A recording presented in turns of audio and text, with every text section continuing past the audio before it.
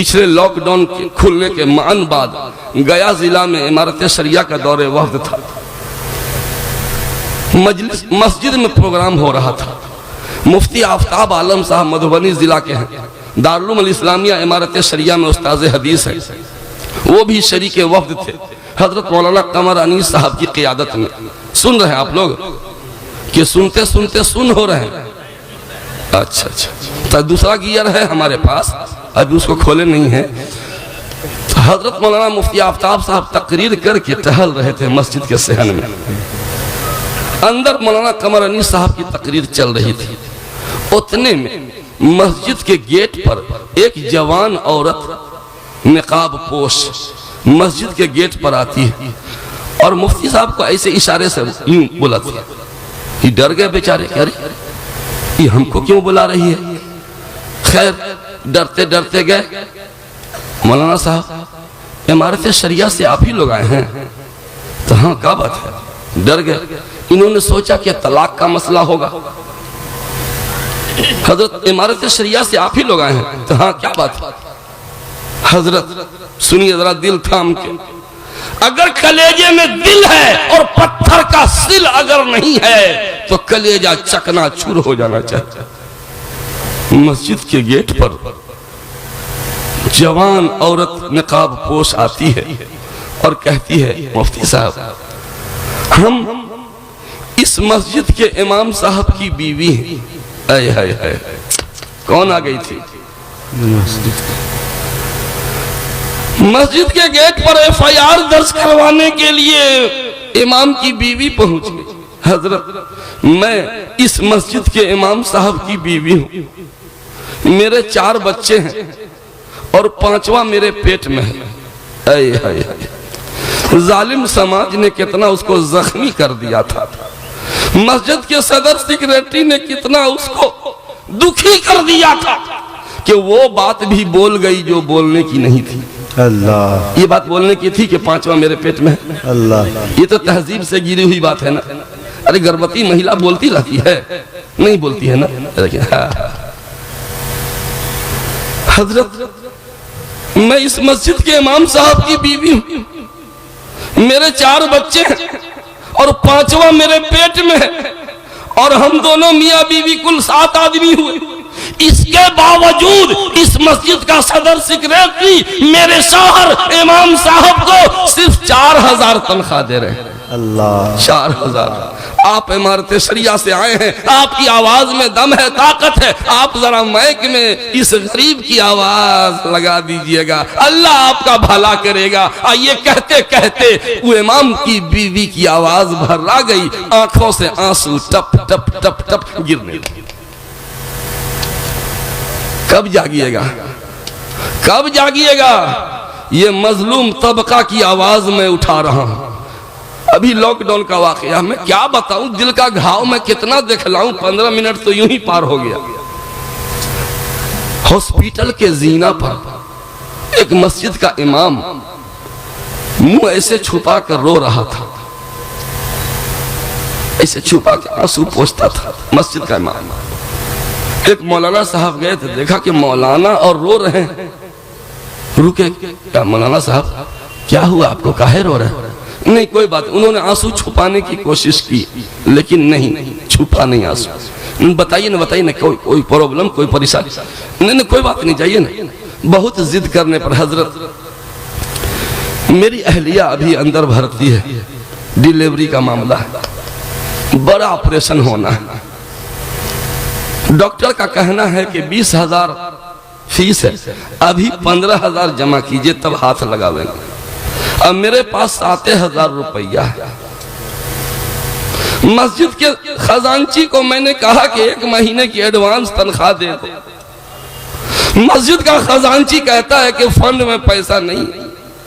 मैं थके कदमों से यहाँ आकर अल्लाह के सुप्रीम कोर्ट में अपना आंसू भेज रहा हूँ सिफारिश के लिए कि मैं सोच रहा हूँ कि 7,000 है और पैसे का इंतजाम कहां से होगा। किसी को कहिएगा नहीं हजरत, ये दर्द जब छलकता है तो अर्श इलाही में जुम्बिश आएगी और जालिमों का अंजाम बहुत बुरा होने वाला है। खुदा की कसम मुझे उम्मीद है कि हजरत मौलाना मुशीरुल हक साहब अपने असाज़ा की तनख्वाह मुनासिब देते होंगे, और नहीं मुनासिब देते हैं तो मुझे कह लेने दीजिए कि जो आपका रब 10,000 तनख्वाह पूरी करवाता है वही आपका रब 15,000 भी पूरी करेगा। क्या बात है। अगर आपको शक है तो ईमान में फॉल्ट है, वही 15,000 भी पूरी करेगा, आप नहीं पूरी कर सकते। इसके लिए आप बच्चों पे फीस बढ़ा दीजिए, फीस बढ़ाइए। क्यों? असाज़ा की तनख्वाह हमको बढ़ानी है। हमारे असाज़ा मुअल्लिम कुरान भीख मांगने नहीं जाएंगे। एक साहब ने मुझको लॉकडाउन में 20,000 रुपया दिया कि आप अपनी मर्जी के मुताबिक जिसको चाहे दे दें। मैंने चुन चुन के मौलवियों को दिया। क्या बात है जी। अरे आप तो कुछ भी धंधा कर सकते हैं, और हम जैसा इन जैसा जा करके सीमेंट का बोरा उठाएगा, अच्छा लगेगा? इन मुअल्लिम कुरान जो थे मकतब में पढ़ा, उन लोगों को चुन चुन के दिया। अच्छा किया कि बुरा किया? मेरे भाइयों, बस ये मेरा पैगाम है कि हुफाज़े किराम की इज्जत अफजाई होती है तो इनके असातिज़ा जो टुकुर टुकुर मुंह ताकते रहते हैं, ये अन्याय नहीं होना चाहिए। उनके लिए भी कुछ तोहफा होना चाहिए, ये पैगाम है। और दूसरा पैगाम मेरा ये है कि दीन की खिदमत करने वालों की खिदमत करना अपना नस्बुल ऐन बनाइए। मैं जानता हूं इस मदरसे के पढ़े हुए तलबा बाहर मुल्कों में भी है ना।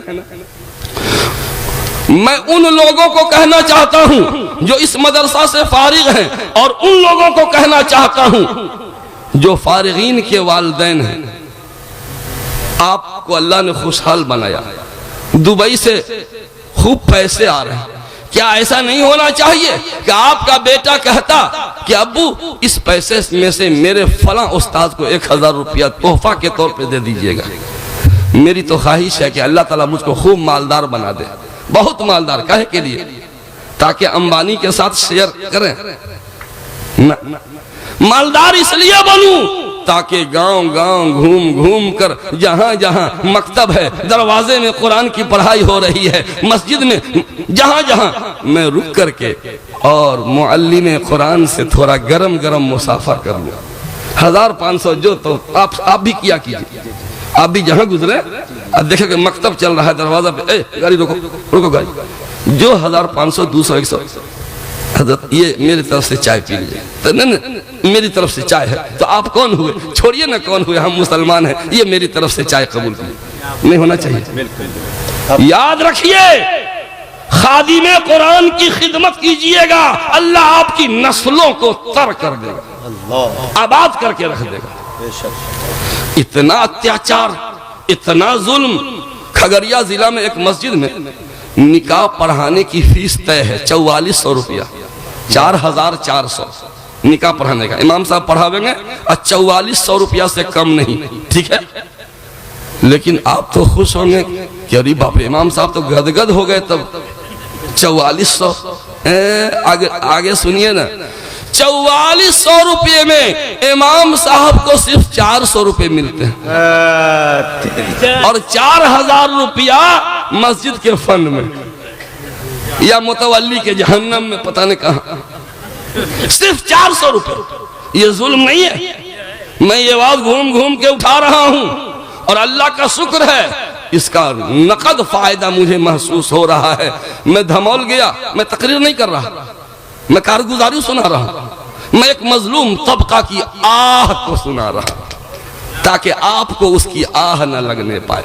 धमौल अरवल जिला में तकरीर किया, मस्जिद के मदरसा के जो सदर थे मुखिया जी, वो आए, माशाअल्लाह माशाअल्लाह, ये वो आबूर्दी कलेमात लगे कहने। मैंने कहा मुखिया जी, असातिज़ा साथ थे, मैं जहां जाता हूं इमाम और मुअल्लिम की तनख्वाह पूछता हूं, यहां नहीं पूछा मैंने, मौका ही नहीं मिला, पता ही नहीं हमको कौन उस्ताद है। तो मैं पूछता हूं, तो पूछ लिया क्या क्या तनख्वाह आपकी? तो कहा कि सबकी 10-10 हजार। मुखिया जी को कहा, मुखिया जी आपसे एक बहुत जरूरी काम था। अरे कहिए ना, आपकी सेवा के लिए तो हम तैयार हर वक्त। हमको महीना 14,000 रुपया चाहिए इसी मदरसे के लिए, 14,000 का फंड बजट बढ़ेगा। मैं आज नहीं, अभी अभी अभी इसी मजलिस में इस मदरसा के 7 असातिज़ा की 2-2 हजार तनख्वाह बढ़ाना चाहता हूं। मैं इस मदरसे का न सदर, न सेक्रेटरी, न रुकन, कुछ भी नहीं। उसके बावजूद मेरी एक जिद है, बच्चों जैसी। मान लीजिए मेरी जिद को, मैं 2-2 हजार तनख्वाह बढ़वाना चाहता हूं। आपसे 14,000 रुपया का फंड पूरा होगा?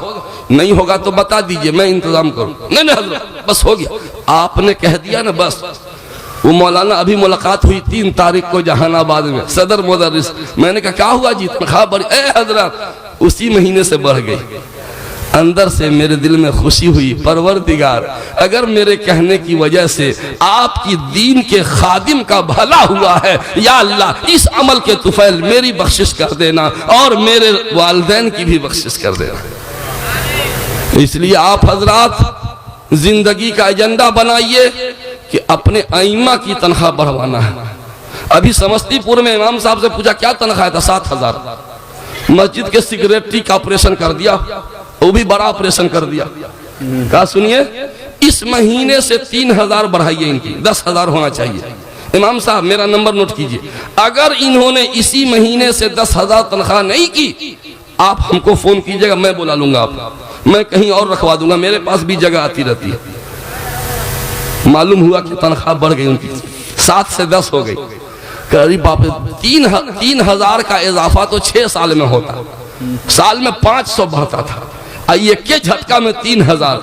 मैं समझता हूं कि मेरी जिंदगी की अजीम नेकियां हैं, अपनी नेकियों का चर्चा करना नहीं चाहिए, लेकिन मैं क्या करूं, तरगीब के लिए मैं तज़किरा कर दे रहा हूं कि आप लोगों के दिल में भी तरफ हो, चुभन हो, खालिश हो, दर्द हो, ऐसा दर्द जो आपके नींद को उड़ा ले जाए। अब मैं हुफाज़े किराम को दिल की अथाह गहराइयों के साथ मुबारकबाद पेश करता हूँ, इनके वालिदैन को मुबारकबाद पेश करता हूँ। इन हुफाज़े किराम की अहमियत और कद्र आप क्या जाने।